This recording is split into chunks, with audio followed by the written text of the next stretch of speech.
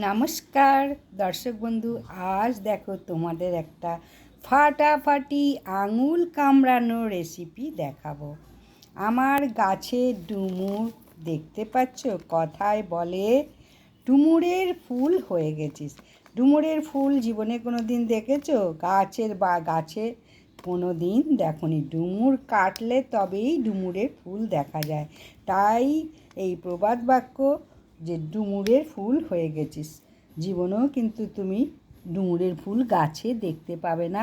ডুমুরটাকে কাটলে তবেই ডুমুরের ফুল দেখা যাবে। এইটা হচ্ছে আমার বাড়ির গাছেই হয়েছে, এবং টাটকা টাটকা ডুমুর যদি হয় দারুণ লাগবে। এই ডুমুরটাকে আমি সুন্দর করে বীজটাকে মাঝখানে বলের আকারে রেখে গোল ছালটা তুলে নেব।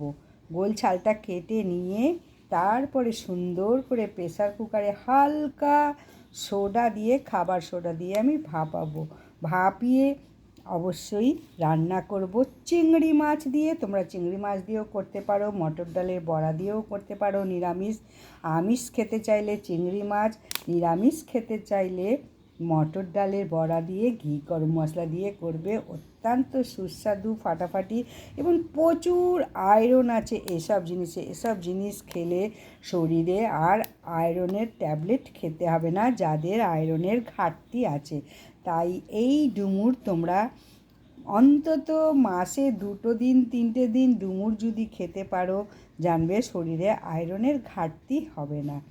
আর এই ডুমুর কিভাবে, ওভারনাইট কেটে যদি জলে রেখে দাও তাহলে ভালো হয়।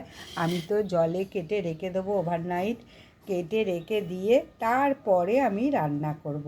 এখন আমি কেটে রেখে দিচ্ছি, ঠিক পরে সকালবেলা সুন্দর করে রান্না করব। চিংড়ি মাছ দিয়েই করব।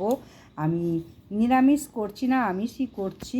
নিরামিষও করা যায়, লুচি, পরোটা, রুটি, ভাত সমস্ত কিছু দিয়েই এই ডুমুর খাওয়া যায়।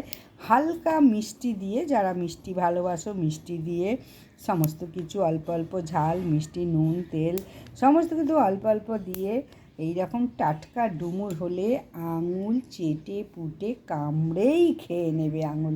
এত সুন্দর এসব জিনিস সচরাচর দেখা যায় না। এরকম টাটকা ডুমুর কোথাও দেখেছো? যাই হোক, আমি রেসিপিটা নিয়ে আসছি, তোমরা ততক্ষণ অপেক্ষা করো।